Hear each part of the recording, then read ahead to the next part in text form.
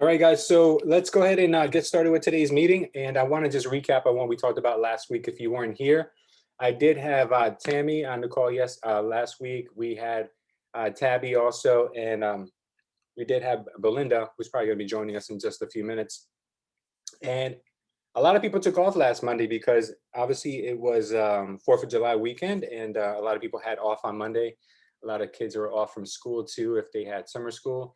So not a lot of people made it on the call. So I will tell you this much, guys. We crushed it last Monday with dialogue practice. We did some role play, and I think I even went as far as motivating Tabby to do some of her own role play, and she scheduled some time with Belinda. How did that go, Tabby? I don't know if you guys got a It chance. went it went really, really well. We scheduled it for every week at 9 a.m. because, as everyone, especially you and Micah, have taught me, cold call needs to be done first thing in the morning. And I have felt that pain of it being 2, 3, 4 p.m. and it's not done and you're just dreading it. It is one of the harder tasks that we have to do. So we made it 9 a.m. Wednesday. And then in the times that we can't make it, like I want to rotate out because your meetings are great for doing like multiple role plays so we can hear. But I Yeah. think it also is very beneficial when someone like myself can go one-on-one with another agent, maybe switch it up each week so we can get to know different styles. Cause I learned a lot from Belinda. Yeah. What did you pick up from doing the role play with her individually as opposed to with us? Well, I mean, I can't say opposed to with you because Oh the yeah, yeah, number of one course. thing I is, mean, what did you yeah, originally think? no, the number one thing is that I talk too fast. Everyone, I mean, we can all agree on that. So it's learning how to slow down and listen. Yeah. And just also, she said she was not comfortable because, we're putting ourselves while we were playing in that homeowner's position. Yeah. So she said that she was not comfortable that I asked her if I could come over right away. She says I should have like kind of softened it and then like kind of led there. Like she told me, use this method. So there's a couple things I can do for you. I can do a CMA for you, which is similar to what you can get on Zillow. And that's going to give you some numbers, but it's not going to be completely accurate because I'm not going to be able to see your home. So the best thing to do, I think it's fair to set an appointment so I can go there, see your home, and with the CMA, give you a good evaluation.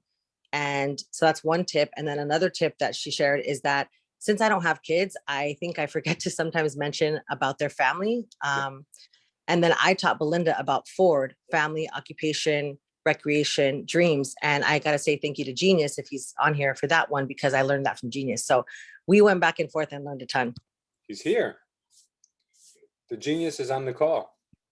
Genius. Thank you. Ford. What up? You were very welcome.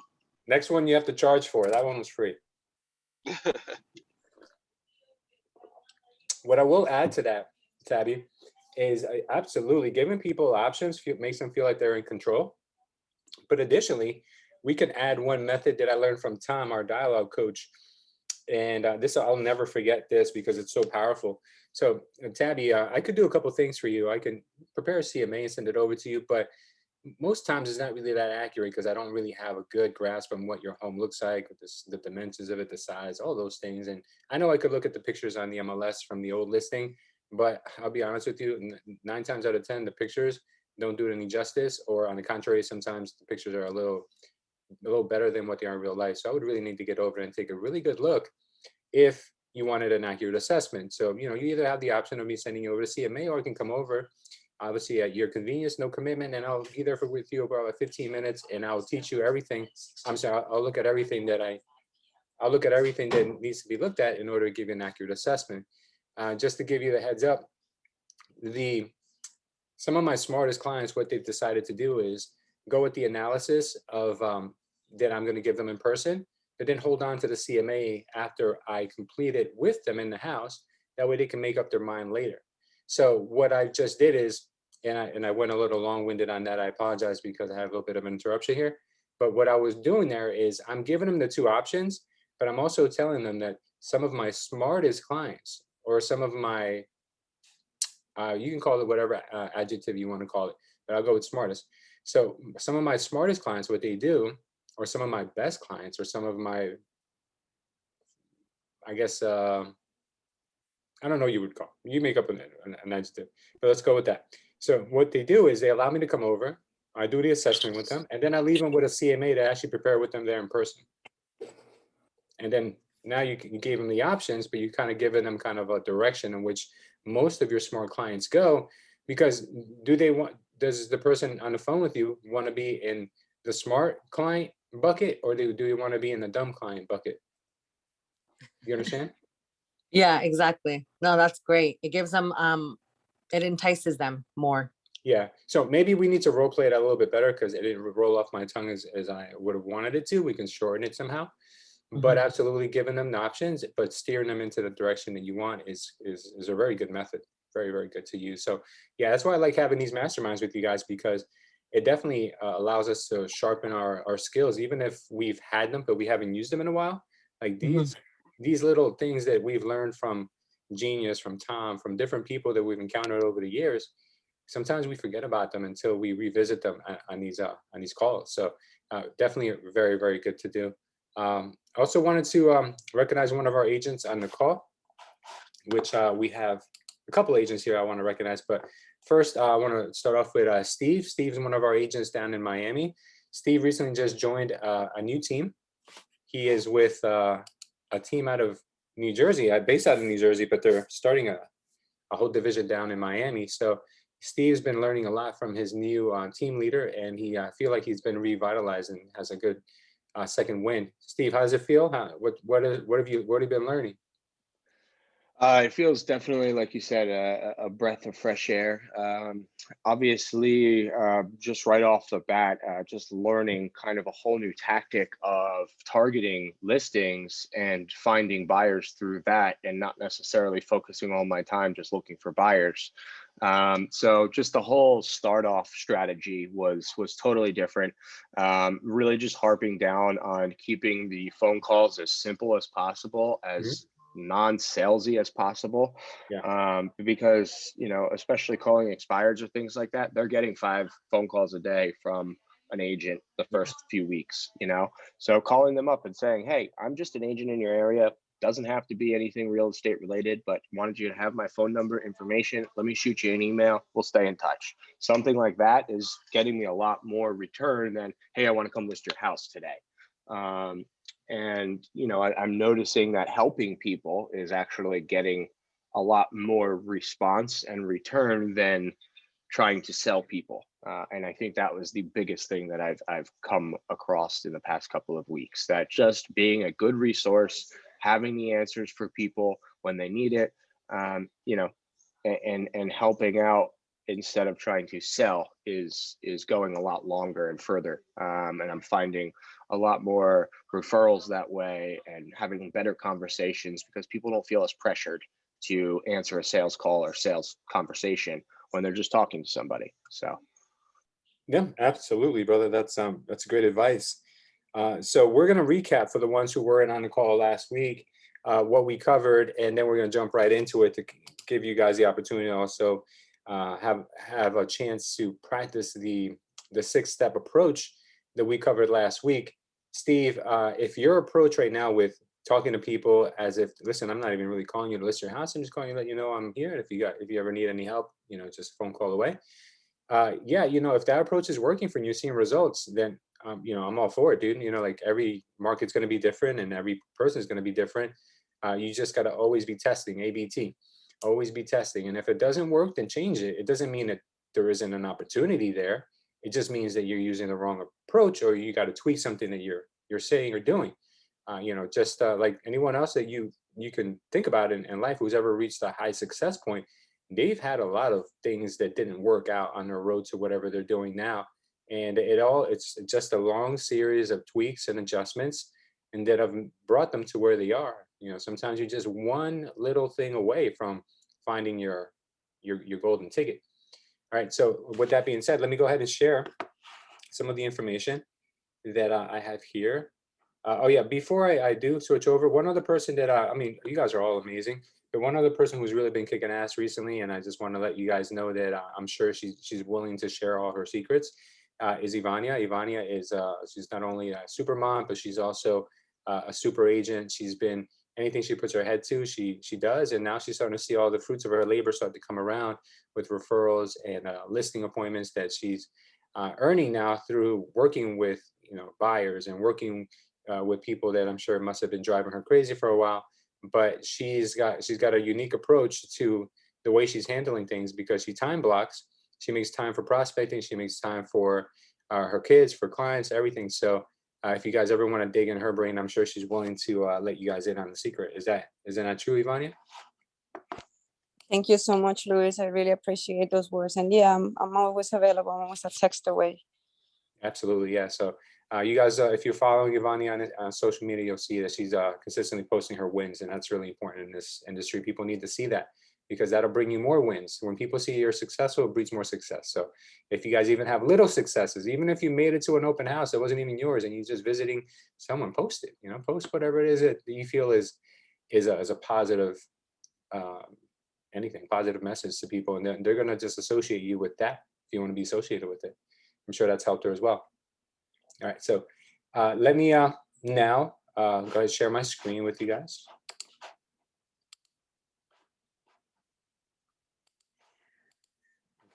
I'll recap this really quickly just to save the time of the ladies who were on the call last week. And I'm sure you guys will grasp this pretty quickly anyway, so not to worry. And obviously, this video will be on our YouTube page for these trainings. All right, so what we have here is a 6-step approach of getting more appointments. Okay, so kind of like what Stephen was talking about earlier, how the name of the game in real estate is never changed. Since the beginning of real estate, the game has not changed. Maybe how it looks on the surface has changed, but the core of everything that you do in real estate is going to come down fundamentally to having the supply, having the listings. That's what you need in order to become successful. Now, think about this. If you've never heard me say this before, you're going to hear it now. You can work with about 2 or 3, maybe 4 buyers at one time without driving yourself completely crazy. And I mean serious buyers. I don't mean buyers that are like, yeah, send me listings whenever you get something. I don't mean those guys. I mean the guys that are actually asking you to go out evenings, go out weekends, go out Sundays. You're literally going to have no life. Okay. Now, you can do that, or you can do what I did, and you could juggle over 100 listings. If you guys don't believe that I had over 100 listings when I was prospecting every day, you can ask Jolie. She's on the call right now. 100 listings, you could literally still have a life and make way more money than have 4 buyers, because listings are much more scalable. They're much more of a leverageable way of you growing your business. Okay, so now that we've gotten the obvious things out of the way, how do we get more listings? The only way you get more listings, guys, is by doing exactly what we're going to do today. That's why I'm going to cut the conversation short, and we're going to jump right into the meat and potatoes as soon as I go through these 6 points with you. So the way I found that you get better at getting listings is you get better at your dialogue. All right, we're going to practice dialogue until our face turns purple. I don't care how long it takes us. We got to get comfortable with this, because at the core of everything, if you want to succeed in this, you got to know how to talk to people, and you got to know how to close people. Okay, that's really, at the end of the day, all it really comes down to. So looking at what I have in front of me right now is a 6-step approach of getting more appointments, as you guys can see right here.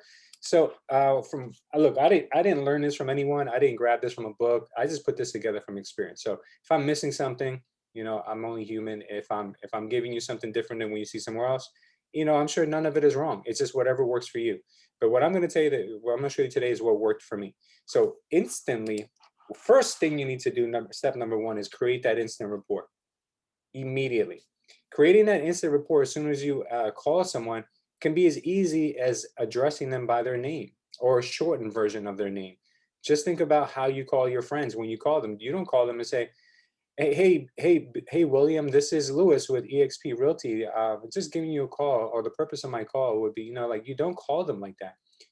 You're like, hey, Will, or you say, hey, what's up, Will? What's going on, Will? You know, like something like that. What that does is subconsciously makes the person on the other end not feel like, oh, here we go with a spam caller or someone trying to sell me something. Instantly, right away, people are very, not, especially nowadays, people are very hesitant to talk to somebody on the phone when they don't recognize the number, because we get so many spam callers. I'm sure you guys can relate to that. I've heard nightmare stories where people get nothing but spam calls all day long. My parents have had their phones for literally a year, and the majority of the calls they get are all spams. And I tried blocking those numbers, and they continue coming from different numbers. It's incredible. So you're going to understand that on the other end, the person who's answering your call is going to be kind of with their guard up. So right from the door, we especially have to be different. Okay. So what that would look like or sound like would be, hi, Will. Just like that. Just wait for the answer. And then we're like, yeah, hi, yeah, this is Will. Who's this? Hey, Will, what's up, brother? This is, and you see what I just did? Hey, what's up, brother? You know, or hey, what's up, my friend, or whatever you say, however you speak. Hey, what's up, brother? This is Lewis. I was just giving you a call to ask you a quick question. Hopefully, I'm not catching you at a bad time. Recently, I was in your neighborhood and I was at an open house, which you probably know the owners of the house. Bang, right there. I just kind of gave them another way to build rapport. You probably know the owners of the house. Now I'm building a little bit of suspense and intrigue. And just to let you know, man, there were like 20 families at that open house just within the time I was there. And it turns out that house is probably going to be selling for over asking price. And on the way back, I just happened to see your house and I did some research and I noticed that it recently came off the market. Would you ever consider selling it again if we can get you a good offer, or maybe even possibly more than what you had it listed for before? You know, that's something that I just put out there just to let the person on the other end know that, hey, listen, I'm calling you for a dedicated reason. It's only for you. I'm built. Number two says, get them excited. I got them excited by letting them know that the house down the street just went over asking price. And I noticed that your house was recently on the market and came off. Would you be interested in considering an offer or possibly something above asking from what you had it listed before? That again gets them excited, you know. So I'm building on these steps. I'm getting their rapport, I'm building it, and then I'm getting them excited. And what I just did is I segued into asking the right question. Would you consider accepting an offer? See what I just said there? I didn't say, would you consider letting me over your house? I didn't say, would you consider listing your property? I didn't say, would you consider, marketing your home with me? I didn't say any of that. Basically, what I said was, would you consider accepting an offer? Right to the chase, because nobody wants to list their house. Nobody wants to market with you. They don't know who you are, but they will consider accepting an offer because you were literally telling them, listen, would you basically accept money in your hand? That's what an offer feels like in their mind, as opposed to, let me come over and do my 12-step approach. You know, that's going to be like, what am I in for here? Like, I feel like I'm being violated. I don't even know you yet. So I'm asking the right questions. Ask the questions that gets them excited and puts them in a mindset that they see dollar bills. Because let's be honest, for the majority of people, even if they tell you I'm not growing the house and my motivation is getting a bigger house, at the end of the day, they still want the most amount of money for their house because they can get a much bigger house with more money for their house. So asking the right questions, such as would you be willing to accept an offer, is a much more powerful question than would you be willing to let me come over, which it'll lead to that eventually in the conversation if it goes in the right direction, but it won't get there unless you're asking the right questions. Then you need to add value. Number 4 says adding value. So let's just pretend that the person I just called says, well, what is the right price for my house? So you're saying, would I accept an offer? What kind of offer is it? Well, that's a great question. Okay, so you see what I just did there? I just cushioned, because you probably don't know what the house is worth, right? You haven't been in the house, you haven't done your comps, you haven't done anything.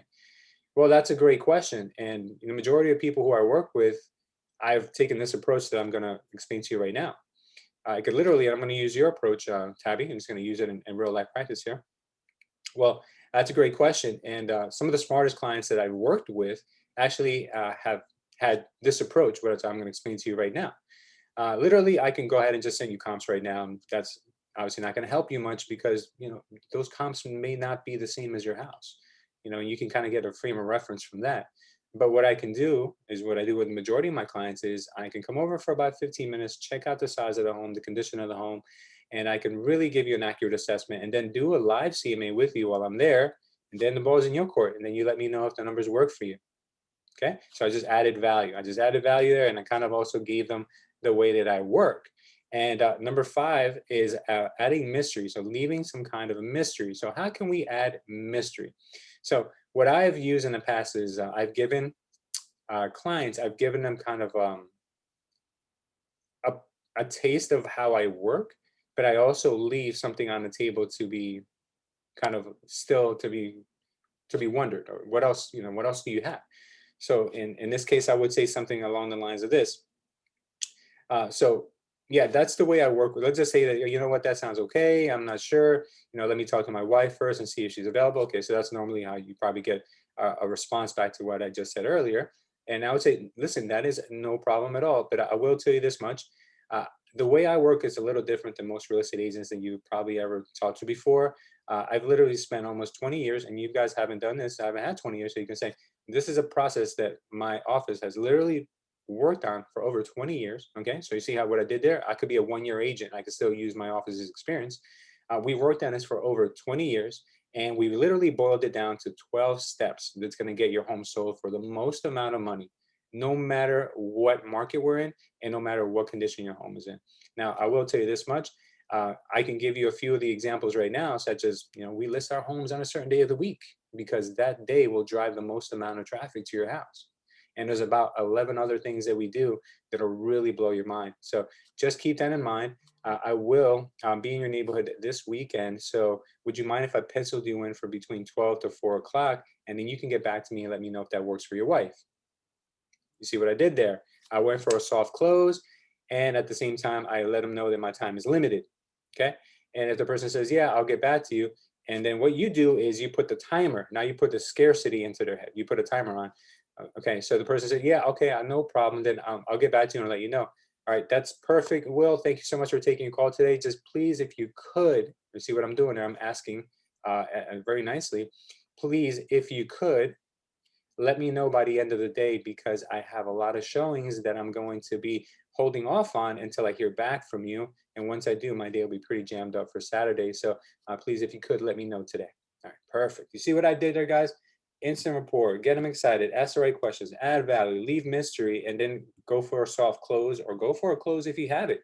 If the person says, you know what, sounds kind of interesting. Well, if that sounds interesting to you, you're going to fall out of your chair when I tell you about the other 11 things we do. I'll be in your neighborhood this weekend. How about say we get together around 12 o'clock? I'll bring the coffee. Like I just stole John's line. I'll bring the pizza. You like pizza? I'll bring the pizza. Whatever it is that you guys want to say, you say. And that's the way you kind of approach this. So what we're going to do today is we're going to do a little practice of this. Last week we had our brave souls, Belinda, Tabby, and we had Tammy. We had them practice this, and we learned from each one of us. We learned from each one of their attempts at making these calls. We learned from Tabby. We learned from Tammy. We learned from Belinda. We learned from every one of them. And what the great thing about it was that, it wasn't me giving them feedback, even though I did give them my 2 cents. It was really each other. It's good to hear from people who are like, hey, listen, I haven't made 5,000 phone calls, but I can tell you from a normal human being that didn't sound right. Or you know what, I really like this and what you said. So that's why I'm kind of like excited about doing these things with you. And it's not necessary for us to like every week have a different kind of topic when at the end of at the end of the day, really what we need is we need better dialogue, right? Let's be honest. We need better dialogue. The way we can get better results.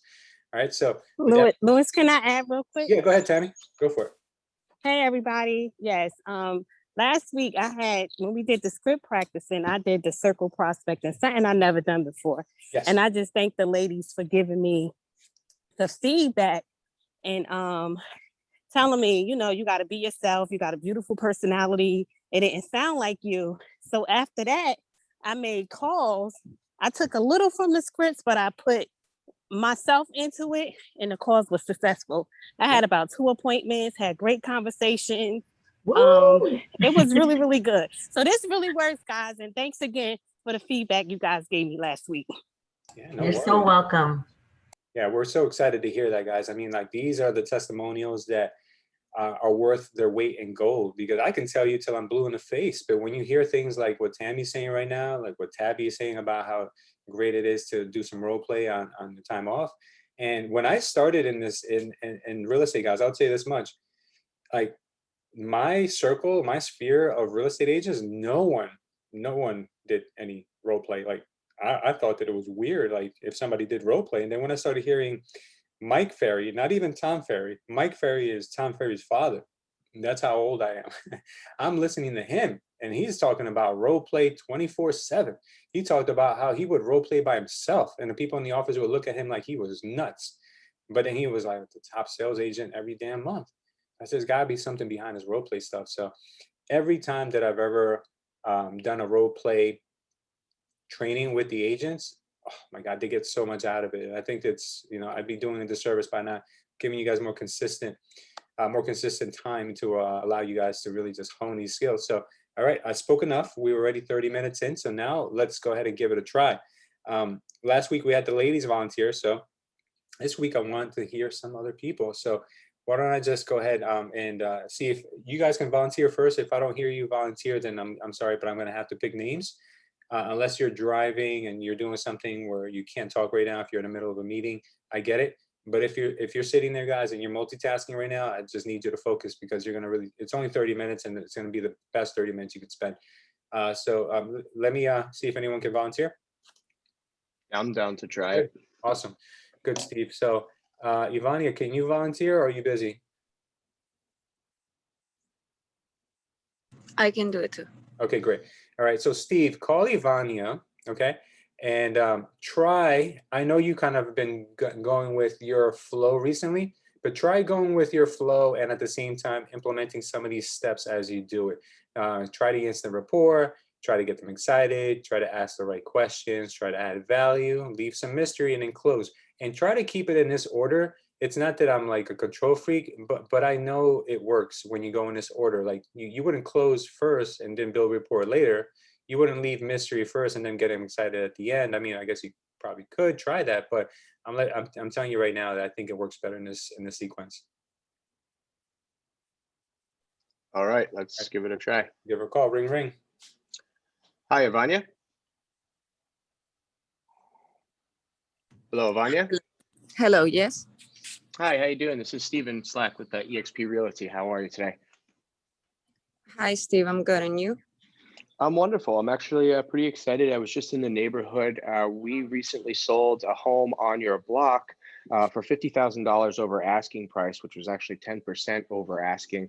And I wanted to see if you would possibly be interested in selling your home. We have a couple of other buyers that are currently actively looking for homes in your neighborhood. My home was currently in the market, and the agent was not able to sell it. So what will be something that you will be offering me so that my house will sell this time? Sure. Wow. Well, first of all, I do apologize that you had a bad experience. Well, can I ask what happened with the other agent? Do you happen to have an idea of why it maybe didn't sell? Was it overpriced, or did he not hold in open houses, or was there something specific that maybe happened?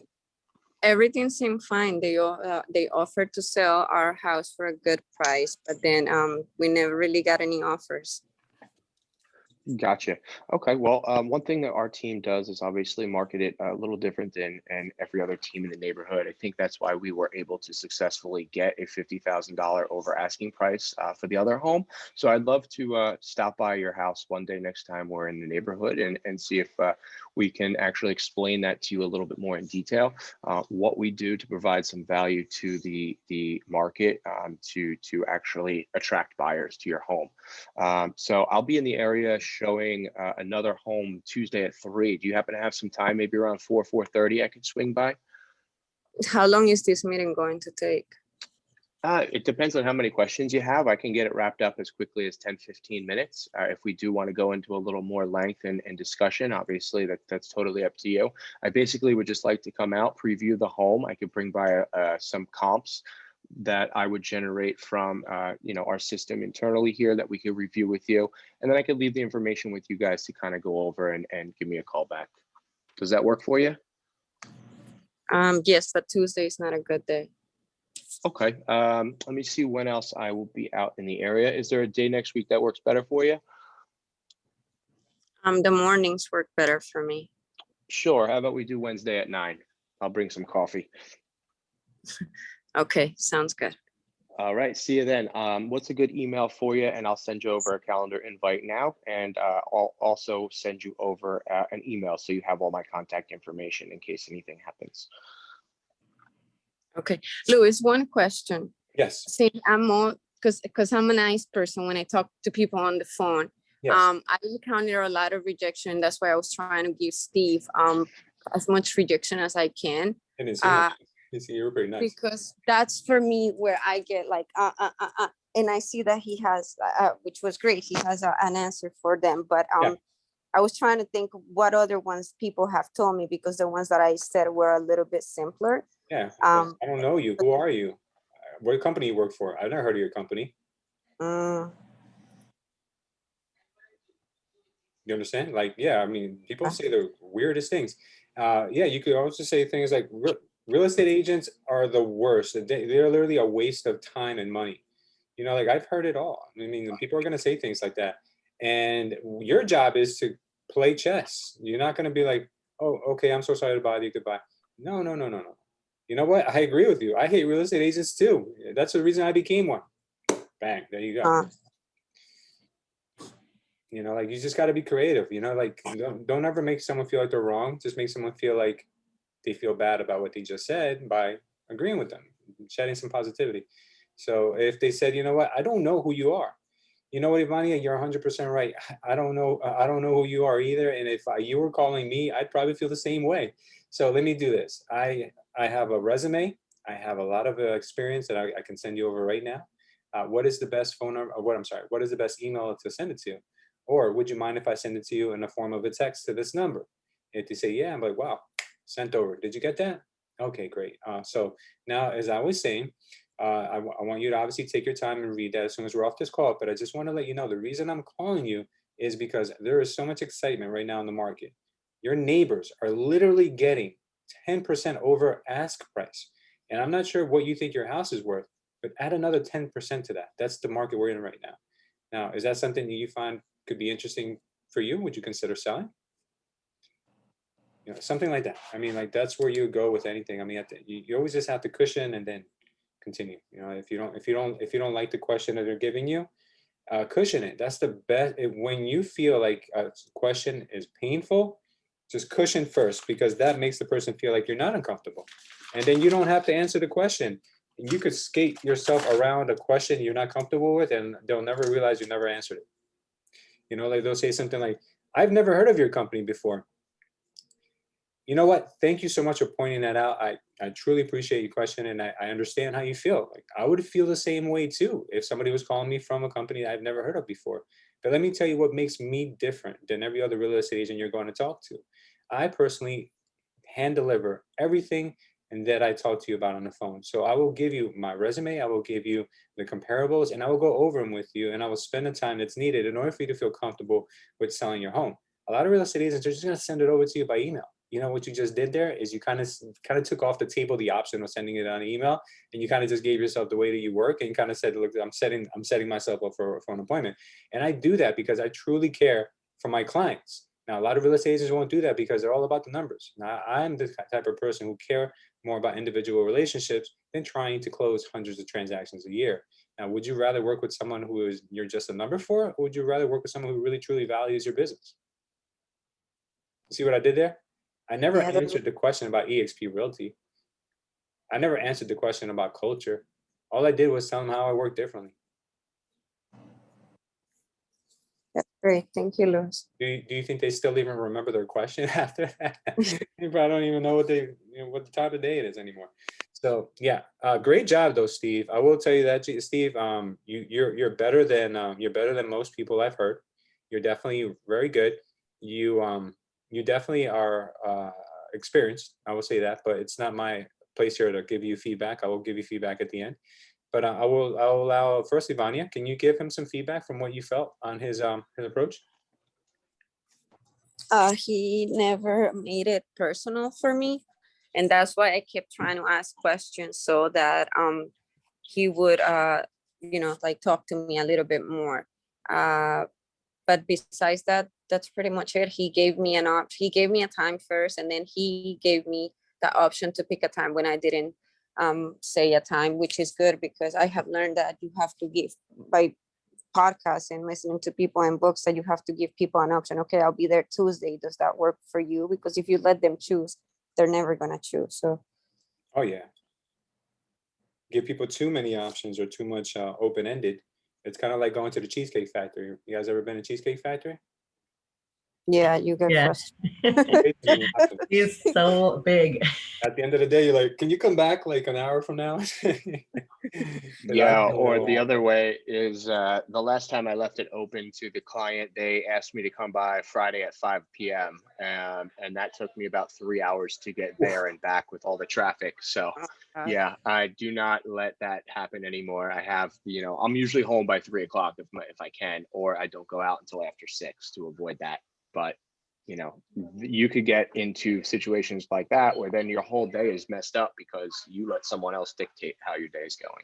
So Yeah, I try and to have those, 3 or 4 hours where I'm going to definitely be out doing appointments. And if not, I'm driving around door knocking. So nice.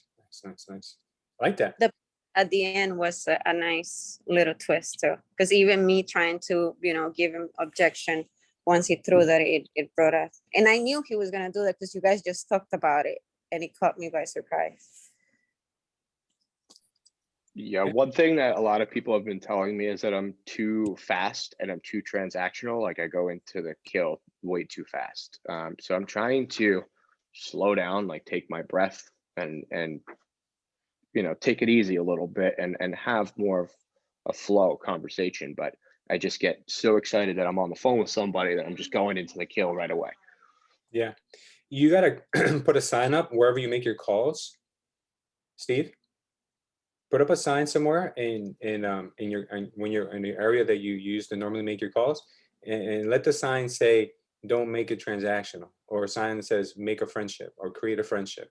Because at the end of the day, that's what you want to do on the phone when you're with somebody. You just want to make them feel like, listen, I'm meeting up with an old friend.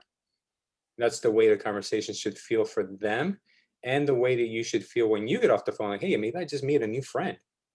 If you look at it that way, like, oh my God, every person I'm calling could possibly be one of my next lifetime friends, or maybe one of my lifetime clients, or maybe someone that is going to be in my circle for the next 10, 20 years. Instead of thinking, oh man, I need to make the bills this month, and everybody I'm calling here, I hope it can convert into a listing or a transaction. If you look at it the other way around, I guarantee you're going to have a whole different demeanor, whole different approach, and you'll probably get more people on the phone when you truly care about the other person on the line. Absolutely. Makes sense. Very good. Anyone else want to give Steve any feedback? If not, we're gonna go ahead and flip the roles.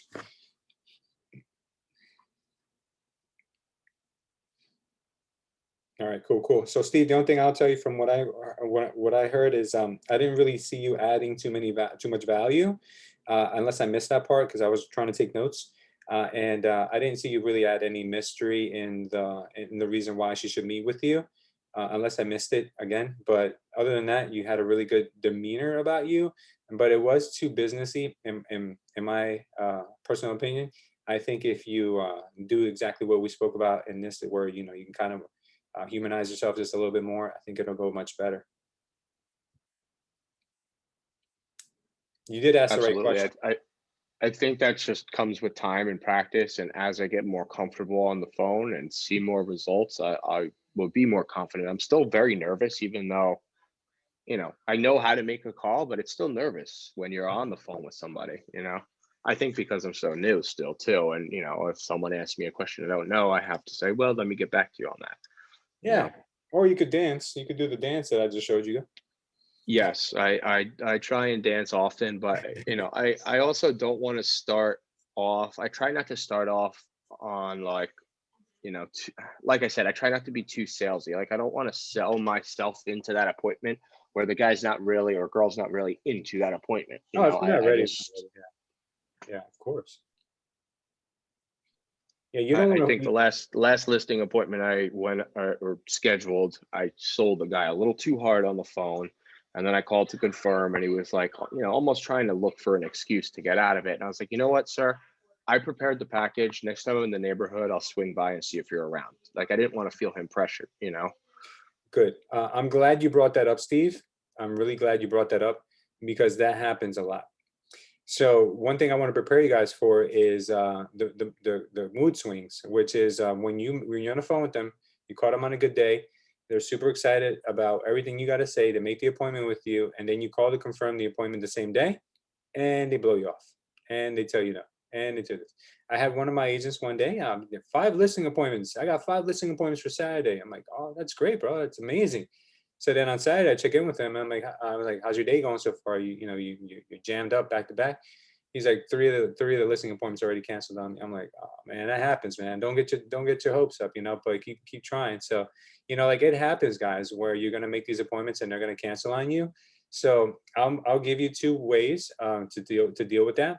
Number one is if it's close enough where you wouldn't be upset if you took the ride and didn't get someone in the house and didn't get someone to open the door, just show up.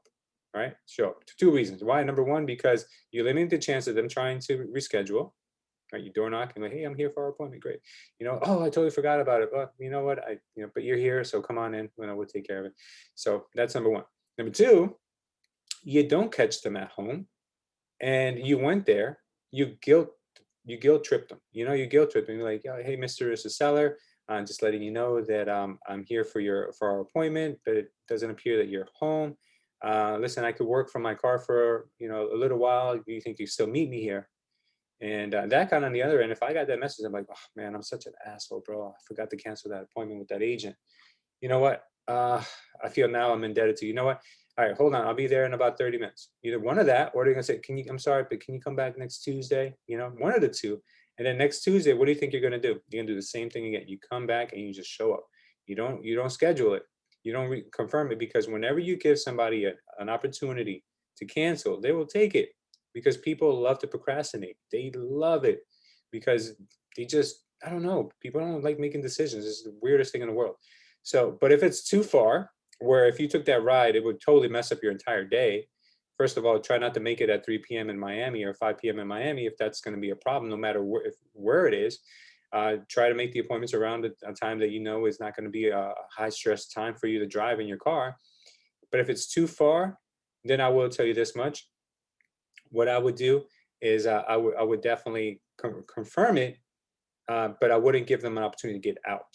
So it's all in the way that you approach it. Because if you call them and you say, hey, I'm calling, I'm just giving you a call just to make sure we're still okay for the appointment. Okay. What you could do is you can call and say, hey, I just wanted to give you a shout to let you know that I'm on my way for our appointment and I'm looking forward to meeting you. You see how the difference in those two calls is, one is I'm asking for permission, and the second, I'm telling you I'm on my way. And hey, listen, I'm bringing the coffee. I got your coffee in my hand. It's burning.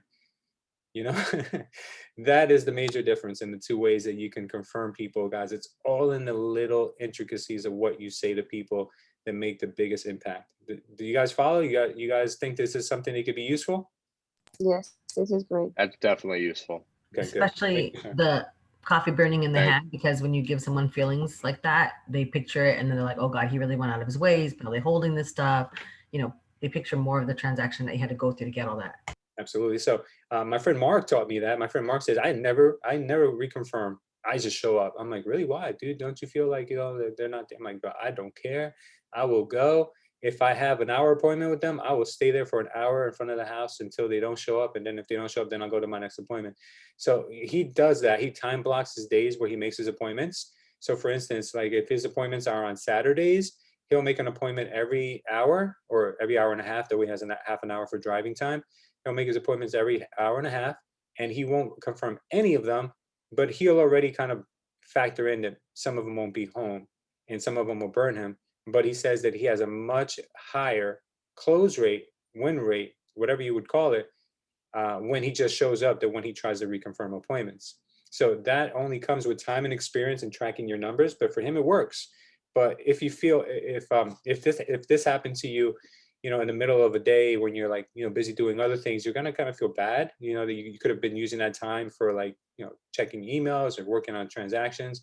But if you've already dedicated that day, every week you dedicate that day to appointments only, if someone doesn't open the door for you, you don't feel as bad. You just say, you know what, just scratch it off, whatever you call, and then you just move on to the next appointment right after that. And you kind of already prepared yourself psychologically for that. And I don't want you guys to get demoralized if somebody does that to you. It's totally normal. It's happened to me. It's happened to everyone. It'll continue happening to real estate agents till real estate agents are no longer relevant. So don't let it ruin your day. It's just part of the business, guys. You need that. Okay. Now let's switch the roles. Door knocking in that area. Oh yeah. Let's switch the roles. I'm sorry for talking so much, but Ivania, can you not try calling Steve?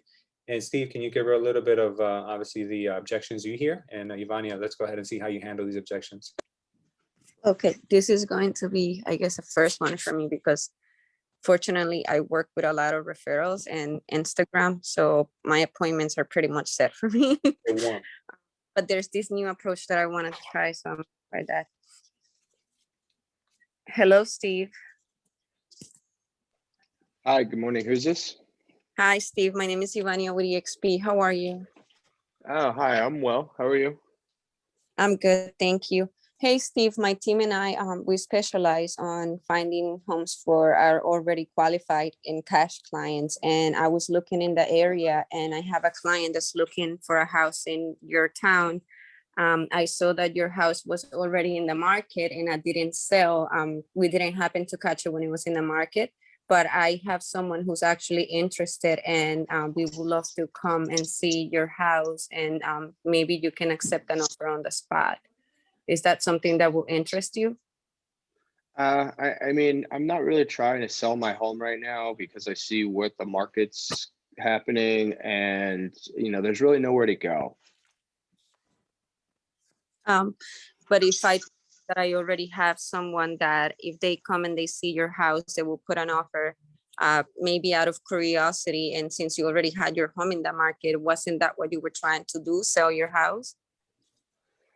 Yeah, we were. Obviously, we noticed that in this market, things were selling very quickly and we didn't get any activity on our home. So we were kind of reluctant to relist it. And we got to thinking and it's hard to find other houses to go, to purchase if we do sell our home.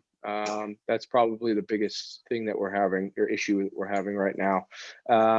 I wouldn't be opposed to meeting with you, but I definitely don't want to list it again. I'll pay you 3% if you do bring a buyer. Okay, that sounds really great. Tomorrow morning, 9 a.m. a good time? Yeah, let me talk to my wife. Afternoon might be a little bit better. Okay, no problem.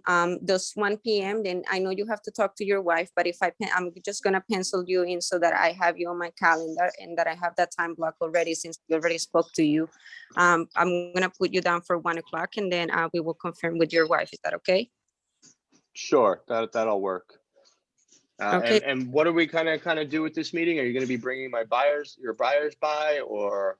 Yes, I'm going to come with my one of my buyers, and if he likes the property, we will give you an offer on the spot.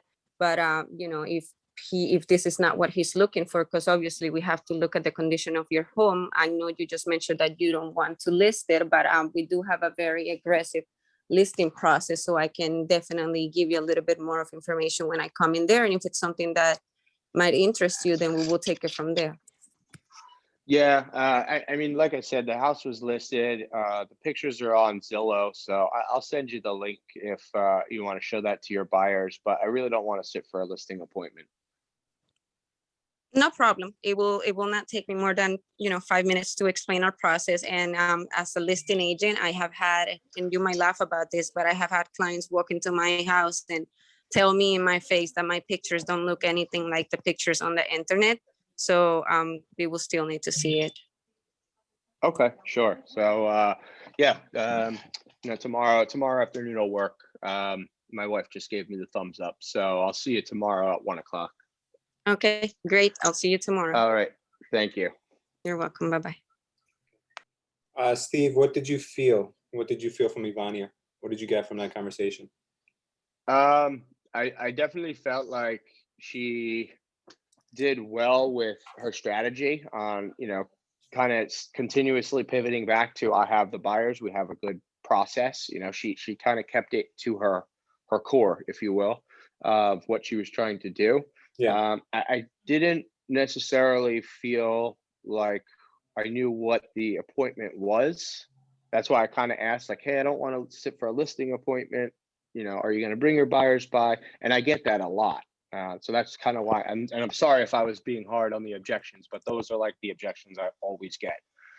Sure, bring your buyer by, I'll pay you 3%, but I'm not listing. So, I mean, yes, that approach definitely works. I don't know if you actually have buyers. Do you have buyers like enough that you can kind of utilize that?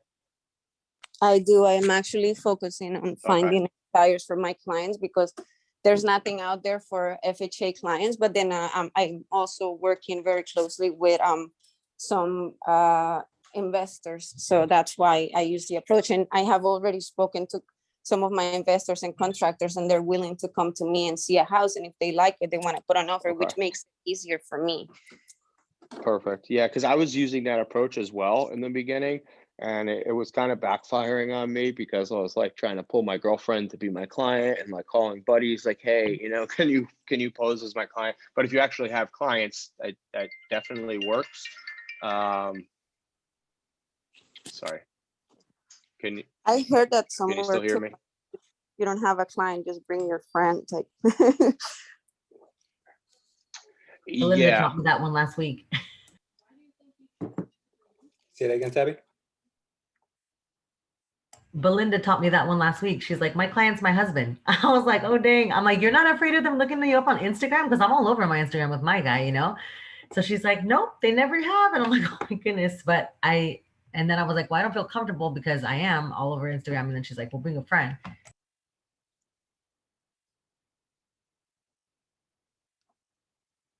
you can say your client, your husband's your business partner or something. I don't know. Steve, what else do you think about the kind of, how could she, what do you think she can improve on about what are the things that you covered? How would you approach it a little differently? I definitely think you could add a little bit more value and ask some more targeted questions. Like anytime I call an expired listing, I always ask, well, what happened? You know, what happened with the listing? Why didn't it sell? Especially in this market, things are selling in a week. What happened? You know, what do you think we could do better? So I think I would definitely try and dive in and trying to get me to speak more.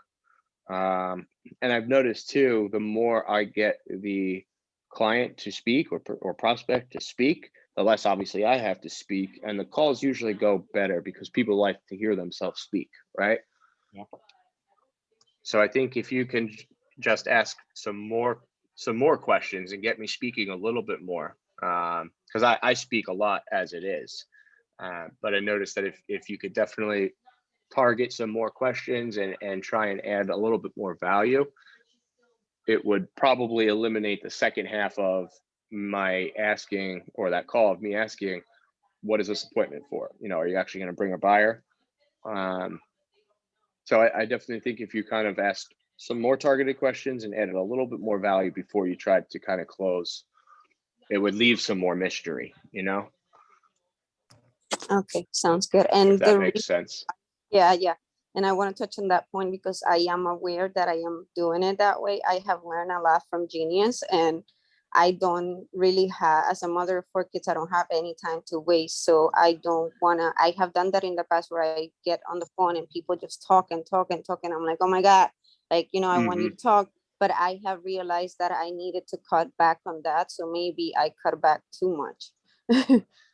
Yeah, I think I did the same thing, and now I'm just so transactional. It's hard to get back to the conversations. So it's finding that happy medium, I think. And you know, like I said before, the more we speak with people, the more we're just going to get comfortable with that medium zone and be like, oh, this is right where our sweet spot is, you know. And I think that's everybody is on a different level there. Mm-hmm. This is my first expired call to someone I don't know. So thank you for role playing with me. Wow. Yeah, thank you. I think it's great. You did a wonderful job. Thank you, you too. Anyone else want to give Ivani some feedback? Yes, really quickly. Steve said, and they both kind of got off of it, that he wasn't interested in selling because he needed to find somewhere to go, I think he said. And she just kind of skipped past that, where she could have entertained that more, Yeah. being that she worked with buyers. Yeah. Yeah, maybe ask the person a little bit more about their personal, instead of just making it a transactional call about making an appointment. You know, when you're calling a friend, you know, you're not calling a friend to harass them for an appointment. You're calling them to find out what's going on in their life.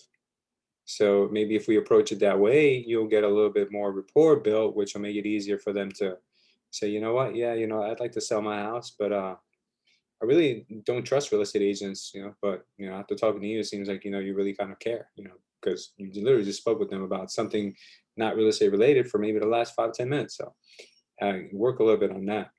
Good catch on that, Tammy. I noticed I did that, but I guess subconsciously, I've been trying to stay away from buyers. So when they mentioned that I'm not even interested in looking for a home right now, Oh yeah, you could but easily. I offer help, you know? Yeah, thank you, Tammy. Anyone else? Okay. Ivania, can I have you say the beginning again when you say hello, Steve, when you first answered the phone? So ring, ring. Hi, Louis. Okay. This is Ivan. Yeah. Okay. So you're saying hi, Louis, but you don't know if it's Louis. So what your voice needs to sound like is a little bit different. It needs to be like, hi, Steve. It's not hi, Steve, because hi, Steve is basically okay. Like what? You know, it's kind of like you're insinuating that that's Steve. But when I say hi, Steve, you kind of sound a little different. Yes, this is Steve. Who am I speaking with?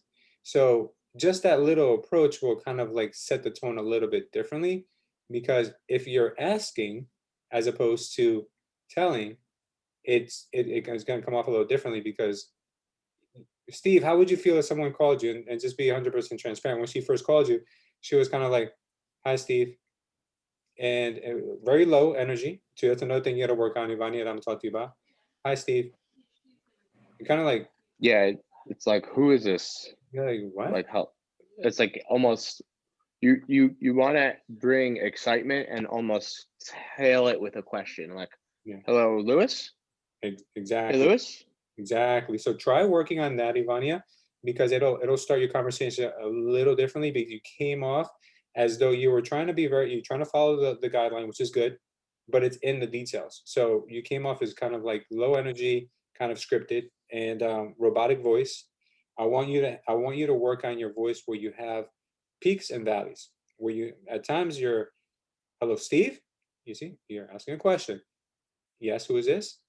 Hi, Steve. This is Ivania. I'm just giving you a call because recently one of your neighbors just sold their home and it sold for way above asking price. And I happened to be driving down the street and I noticed your house, and your house seems like one house that's probably even better condition than that one. So the question is, would you ever consider selling it? You know, and then you just got to work on that. It comes with time. And you literally never built any rapport with Steve. It was all about the appointment.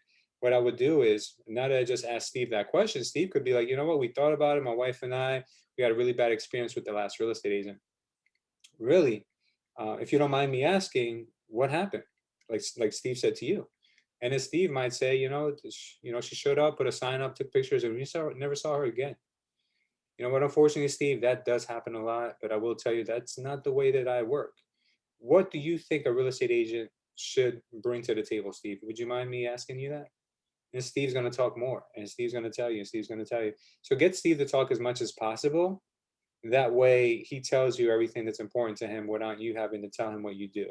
So, kind of reverse engineer your calls, and just work on your comfort level, because at the end of the day, I know you're not robotic because I've spoken to you before, and you have your emotions. You just don't come across as having any emotion when you're trying to remember what to say next. Instead of starting a conversation and letting Steve take it and asking Steve the right questions so Steve can help you along the way.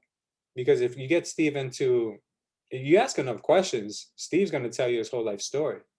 So it's up to you how much you want to know. So Steve, can you role play with me for a sec? And I'm sorry, guys, I know we're a little over, but we'll finish up in just a sec. So ring, ring. Hello, this is Steven. Hey, Steve, thank you for taking my call. I hope I didn't catch you at a bad time. My name is Louis, and the reason I'm giving you a call is because recently, one of your neighbors, you might know who they are, they just sold their property, and I happened to be in at the open house, and these people must have had 20 people within there, well, 20 families by the time I was in there in just 30 minutes time. So obviously, that house is going under contract for a lot more than what they're asking for. And the reason I'm giving you a call is because I'd like to know if you'd ever consider accepting an offer, possibly one that might be even over asking from what you tried to get last time. Yeah, we considered that, but the problem is with this market, it's difficult to find somewhere to go. Even if we did take over asking, we're still going to overpay for the next property. So I think we're kind of set right now. Okay, absolutely, Steve. I have a lot of clients that have felt the same way as you, and we've come to realize that there really is never a perfect time to sell. And if you wouldn't mind, I'll explain to you what I mean by that. When you sell your home in a buyer's market, you're going to sell your home for a lot less, but you're obviously going to get a home for much less. Would you agree? Yeah. Okay. So in this environment that we're in right now, you're going to get a buyer. It's going to pay you a lot more than they would have paid you just a year ago. But again, it's going to be much more difficult for you, and it's going to cost you more money than it's going to cost you normally. So the market really kind of moves along with you. There's never a perfect time to do anything in life. But is it the right time for you in any other aspect besides price? Like, are you guys looking to upgrade for a certain reason, or what was the purpose of your move? Yeah, we were just looking for a bigger place. But like I said, as the market keeps increasing, those prices go, or the places kind of go out of our price range now. So we were a little hesitant to continue selling. Got it. So what you're saying is that if the market were to take a downturn, and then you'd be interested in selling at that point? Potentially, I would be interested in to see what you kind of would value my home at. I do think we didn't sell last time because we were priced a little high, even in this market. But I would be kind of curious to see what your thoughts on the property were. Absolutely. Well, I can definitely give you my opinion on it, but while I have you here, do you think your home is worth more or less than what it was listed for last time? I mean, I would hope that it's worth more. Obviously, with the increase of the market over the past 6 months or 3 months, but that's only my hope, Yeah, absolutely. right? No. Everyone wants more money for their house, but Yeah, absolutely. Because not only is it worth X amount of extrinsic value, it also has emotional value that a lot of people don't take into consideration when they're dealing with a seller. And I totally get it. And that's my job.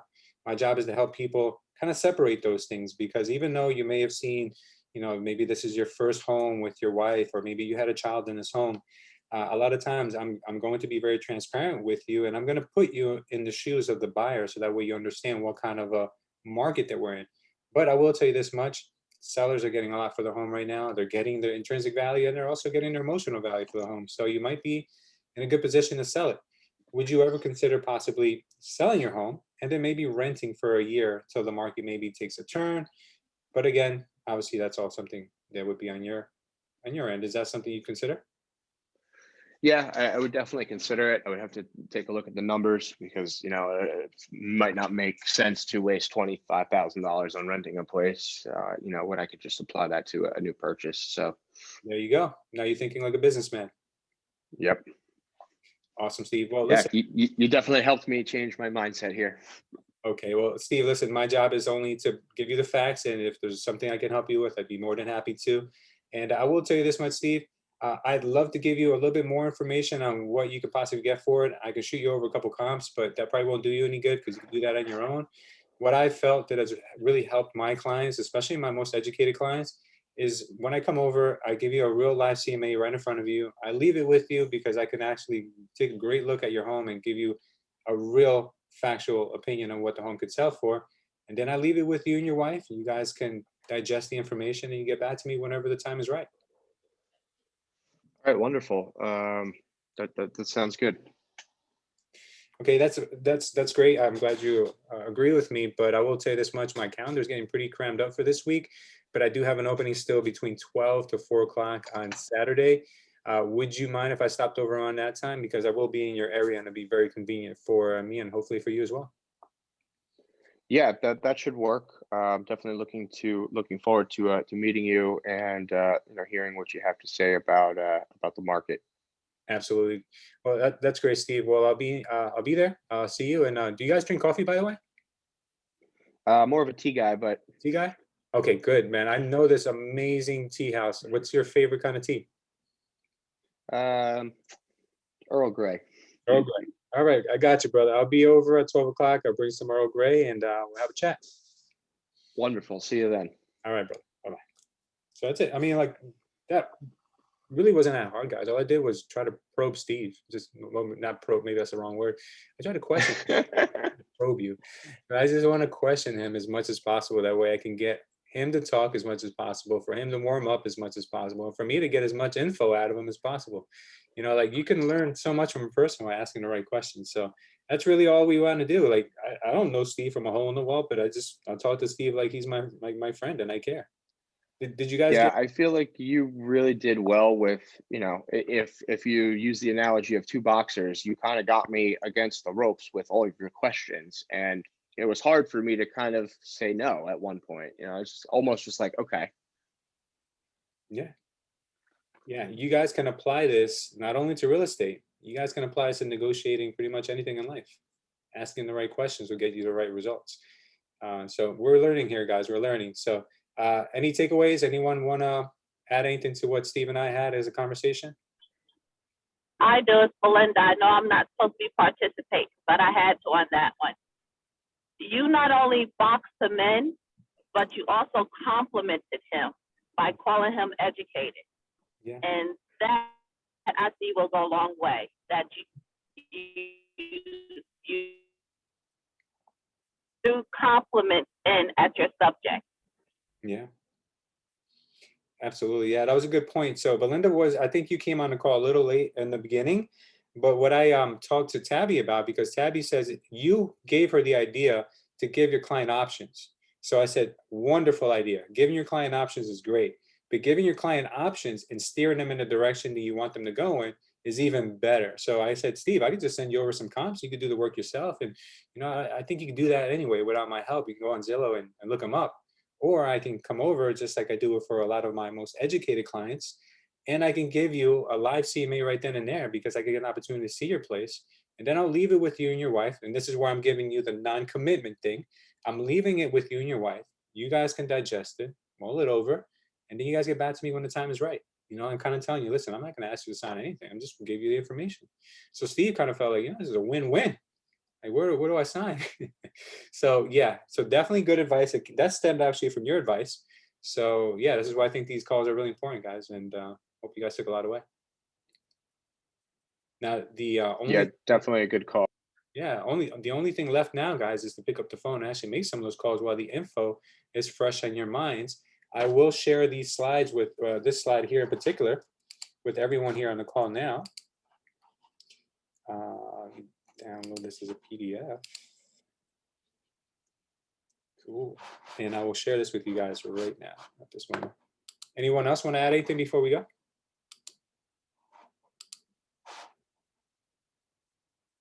No, this was great. Thank you so much, Louis. Oh, no worries, guys. No worries at all.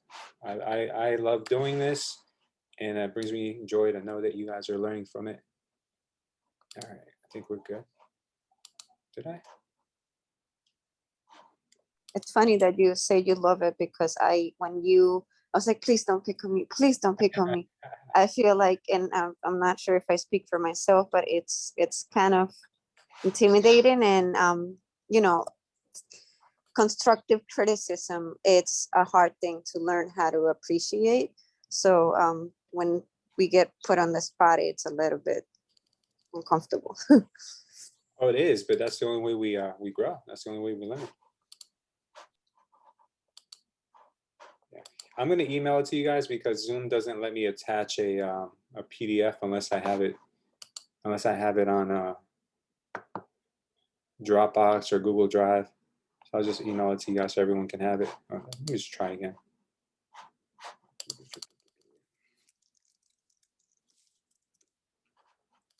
Anyone else want to add anything before we go?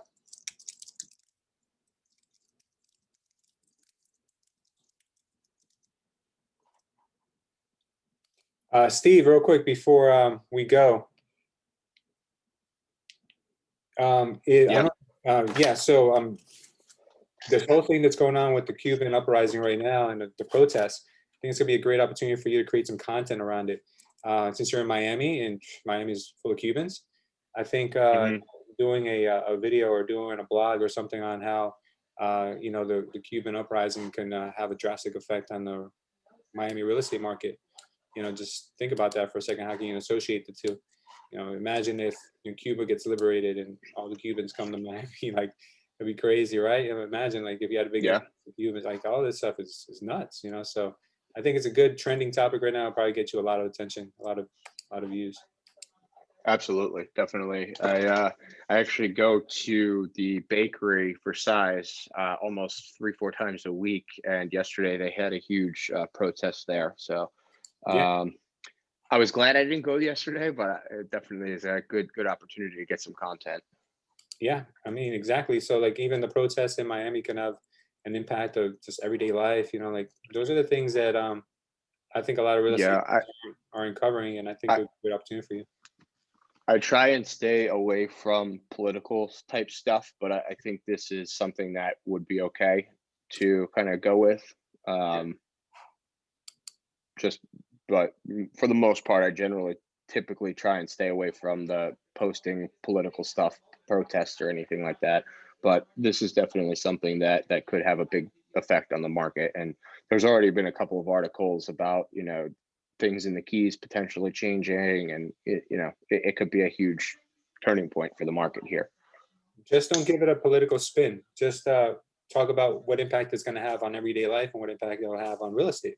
As long as you don't take a side, don't pick a side. It's like, oh, I think the Cubans should be liberated today, or I think they should all come here, or I think they should all stay there.